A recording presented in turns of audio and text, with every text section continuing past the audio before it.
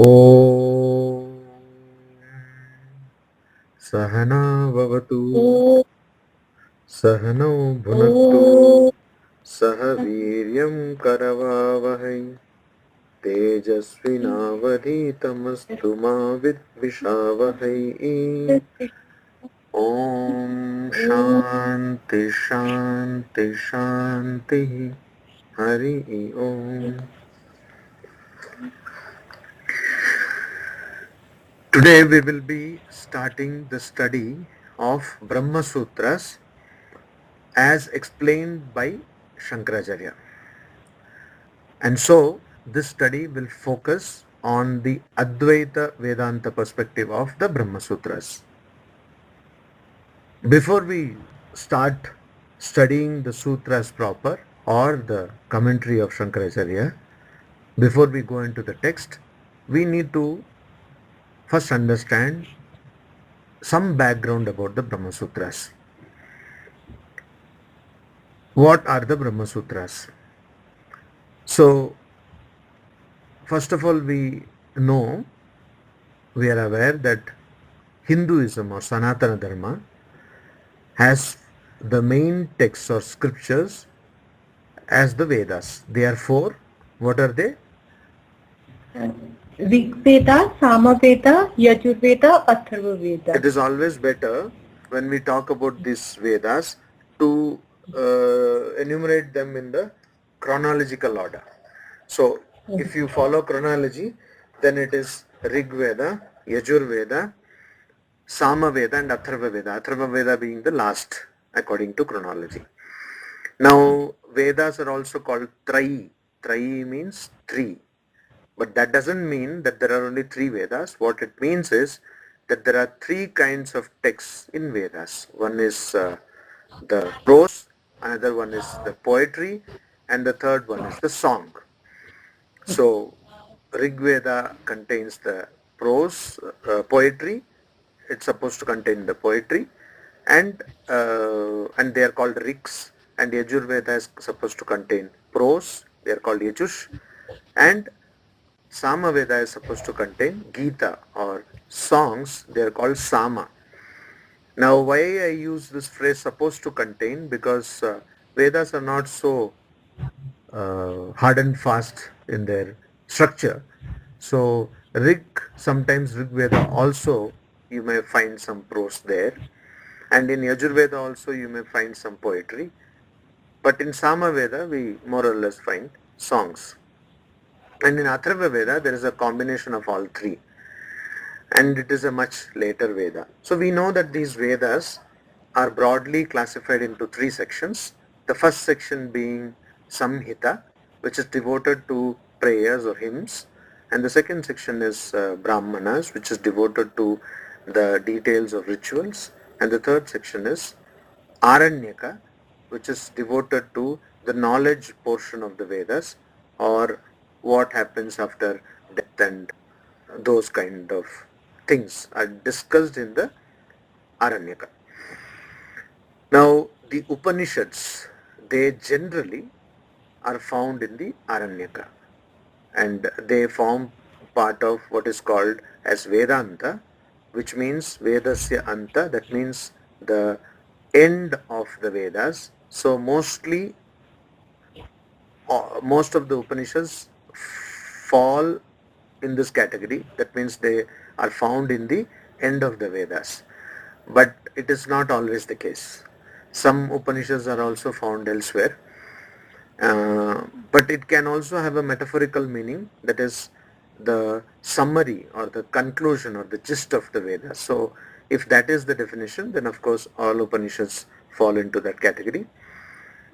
Now, so you see that Swami Vivekananda has again and again said that if there is any conflict between Shruti and Smriti, then we have to always follow the Shruti. What is the Shruti? Shruti means that which has been perpetuated or transmitted by the word of mouth, by the oral tradition, in this case the Vedas, and Smriti, that which has been perpetuated by memory, that means by writing, etc.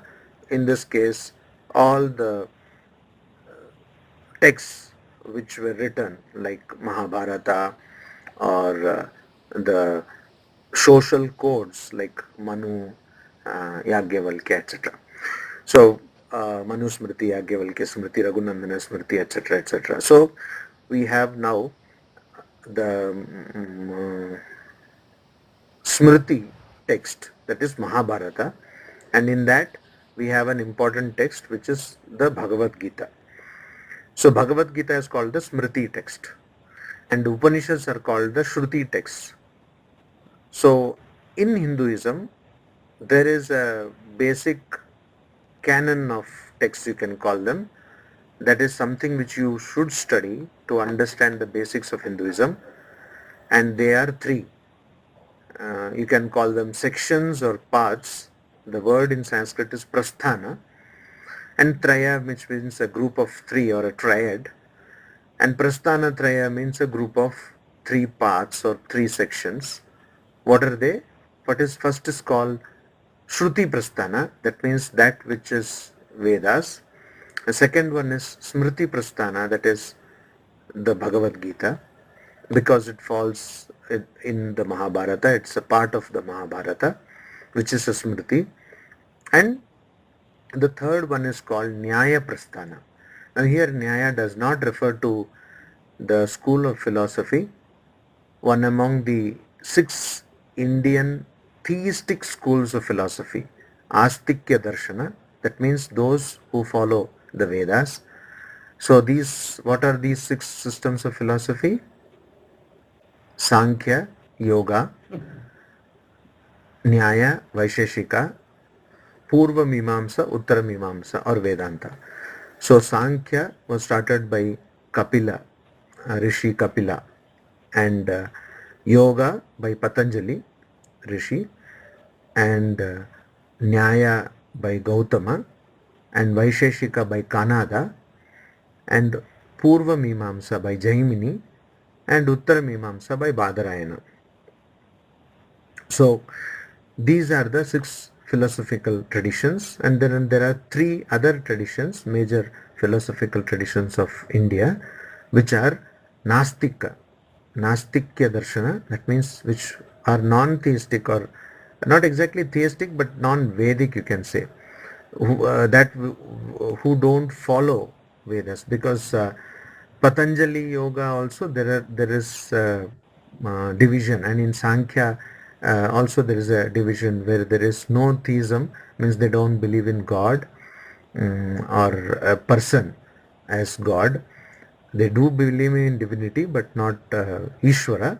And Patanjali also, there are 2 schools like that. So theism may not be there even in the Vedic philosophies, but there are 6 Vedic philosophies and 3 non-Vedic philosophies, that is Jainism, Buddhism, and Charvaka, who say that materialism, who say that this world is the be all and end all, and so we don't have to do anything about anything at all. We have to just eat and be happy about it.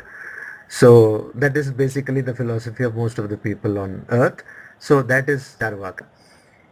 Anyway, now in this 6 systems you have this Nyaya, but when I said Nyaya Prasthana, that doesn't refer to this Nyaya school. It refers to the exercise of analysis or reasoning. So when you reason or when you analyze critically, like in philosophy, particularly in Western philosophy, there is something called critical thinking. There's something called critical thought. So when you analyze something critically, then you try to arrive at a conclusion based on a particular text or a particular philosophy, or you can also critically analyze a particular phenomenon, just like scientists do as far as nature is concerned, or you can analyze a social phenomenon just like social scientists do. And so any kind of analysis will fall in Nyaya, because Nyaya is the basic thing which we use for reasoning. Any reasoned thought, any framework of thought that has got a or a critical reasoning behind it can be called Nyaya. So the Nyaya Prasthana, so that means this is something where we have lot of reasoning, where we have lot of analysis, where we have lot of critical thought. And this Nyaya Prasthana, why is this necessary? Why is this Nyaya Prasthana necessary? So there is like in the development of a human being, there are different stages in the development of thought too. So for example, a child studying in say nursery or the first standard, first grade, has to be told that, you see, this is computer and you can use it to type things, you can use it for word processing, or you can use it for drawing stuff, and the child is okay with that. But a student of maybe 8th grade would not be happy with that. Then the student needs to know that, yes, what else I can use this computer for? And then you say that, yes, you can solve your trigonometric equations maybe with this, and you can probably plot some graphs, etc. And that is okay. But if you go to the undergraduate level, then again, depending on what the student is undergraduating in, the student will have different kinds of questions. And if the student is studying computer science, then it is no way to just quench the curiosity of the student to say by saying that oh, you see, you can watch movies and that, though probably that is what the student will end up doing anyway. But you would have to say that there are a lot of functionalities of this computer, and you have to have a big story of the burden be of the computer. So that's how it has to be.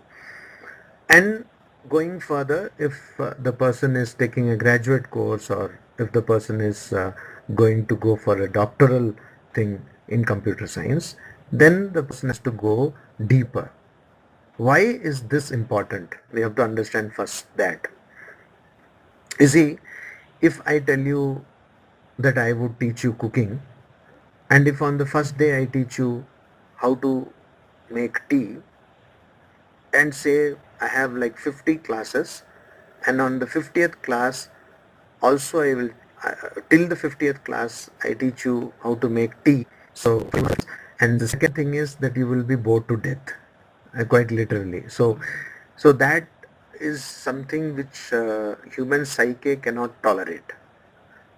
It is easier for animals with lower kind of brain to do, and that's why you see people can't do the same thing over and again. They kind of get they freak out. It's not possible. And so you see people who are doing such jobs, they kind of become irritable in temper, etc., etc., and they need something else to have their grip on themselves. This exactly is the reason why first you start with the prayers. You see, the Vedas are in a great schema. So first you start with the prayers. You say, I want this, I want that, I want that, and I want all these things, etc. Then in the next level, you just pray. That means you are just putting the responsibility on somebody else, and then you are being happy about it. Then when you grow, then you have to do yourself, like you have to do it yourself. So you have yajnas, sacrifices, then you go about the rituals and all that. But once you are done with those rituals, then again you need to go deeper into this, and that is when you go quite diametrically opposite to the prayer part. That means you take all the responsibility on your own shoulders. You say that, no, I am the same divine principle which is the basis of the entire universe. So this is the kind of thing you do. And so when a person starts, say, studying Hinduism or Sanatana Dharma, generally the person begins with Bhagavadgita, which is a kind of do-it-yourself manual told to Arjuna by Sri Krishna in the battlefield. And when that happens, when you understand Bhagavad Gita, or you are kind of getting the hang of it, you move forward to studying the Upanishads. And once you have studied Upanishads, which are important Upanishads are 10. Why they are 10? Because Shankaracharya commented on them.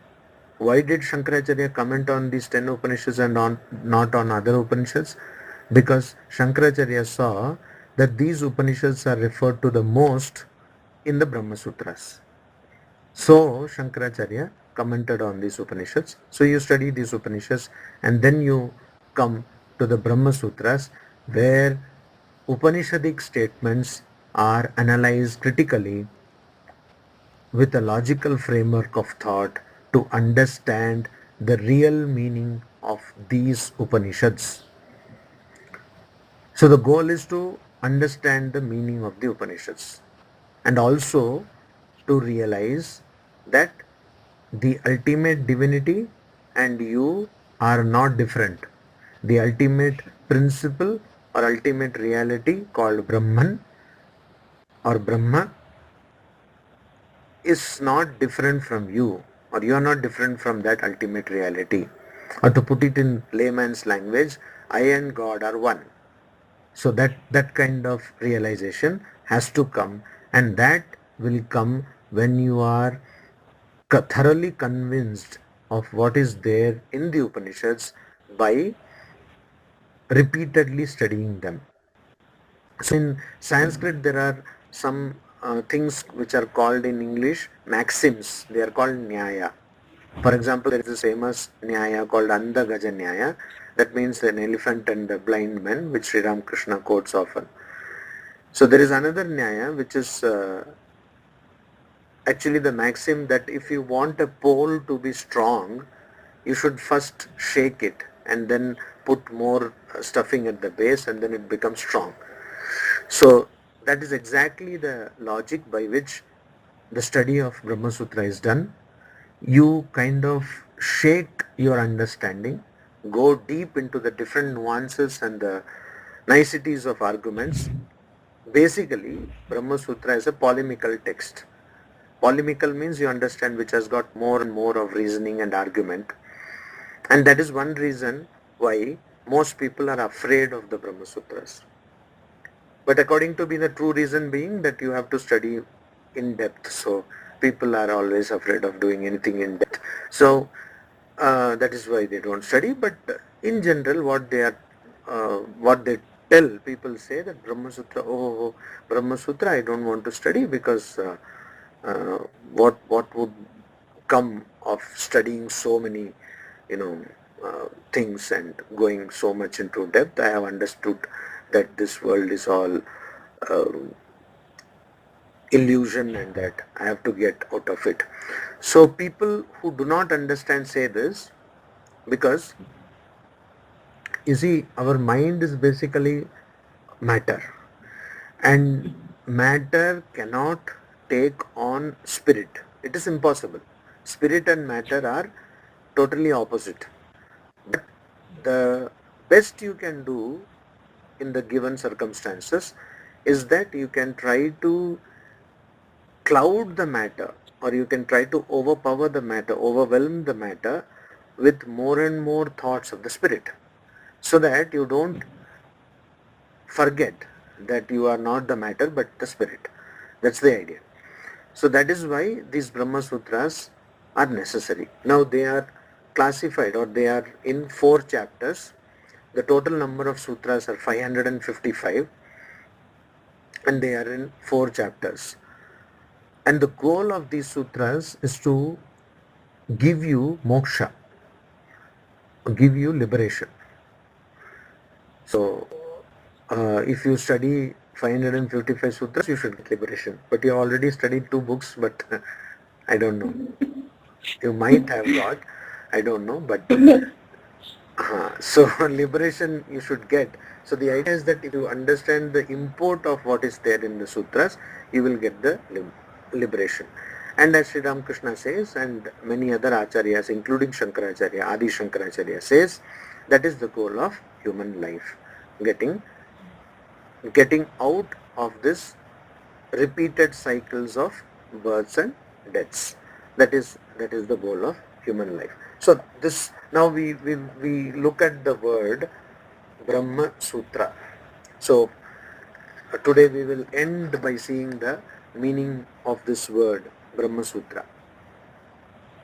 What is the meaning of this word Brahma Sutra? Brahma Sutra, as you know, in Sanskrit, all words in Sanskrit, like other classical languages, are derived from a root. What are the other classical languages? There are different types of classical languages. Older classical languages are Greek, Latin, etc. So Brahma is derived from the root Brahma. Means big, large, magnificent, etc. So Brahma means nothing but that which is huge. Why? Because it is Brahman which has become this universe. Brahman is both the substantial and instrumental cause of this universe. Substantial cause is called, or material cause is called, Vyapadana Karana, and instrumental cause is called Nimitta Karana in Sanskrit. So Brahman is both the substantial and instrumental cause. So one may ask, how can Brahman, which is full of consciousness and intelligence and bliss, Sat, existence, Chit, consciousness or intelligence, and bliss, Ananda, how does it convert into this manifold universe of names and forms and confusion? So the idea is it does not get converted into this universe. It appears as this universe because of ignorance. Now we will come to that later. In fact, we will be discussing it over and again. But even in the introduction, we will touch on these points. So Brahma means that which is infinite, that which is huge. So it is a symbolic way of saying that the ultimate reality, because ultimate reality has to be infinite in time, space and causation. And sutra, what is sutra? Sutra means anything that is in short form. It's a formula. So as I told you earlier, I prefer calling Brahma Sutras as God formulas for the sake of packaging purposes. So Brahma Sutra means God formulas. So God, Brahman, and formulas Sutra. Now what is Sutra? Sutra, there is a definition of Sutra. Now what is this definition? Do you know the definition? So Asking you I what know, is the definition of a Sutra? Yeah, tell me. I know it's a thread, but I don't know the definition per se. Now, one of the meanings of sutra is thread, but here we are not seeing that meaning. Here, sutra, like Patanjali Yoga Sutra, aphorisms. The English translation is aphorism, aphorism, and sutra means a formula. And there is a definition in Sanskrit of sutra, that is alpa aksharam asandigdam saravat vishvato mukham asthobam anavadyam cha sutram sutvido viduhu. So what is the meaning? Alpa aksharam. Alpa aksharam. Least of words or letters. Akshara means letters. Alpa aksharam. Asandigdam. It is without doubt. Means there is complete clarity, there is no confusion. And Saravat, it is in the form of a gist or summary. But at the same time, Vishvato Mukham. But at the same time, it has in it the meaning of the entire world. Though it is in summary and in the least possible number of letters, but it has got no doubt, and it has got, means there is ultimate clarity, and there is the entire subject matter of the whole world is there in this. Astobam, and it has to be Sthoba should not be there. That means sthoba means stoppage. You can wonder how sthoba became stop in English.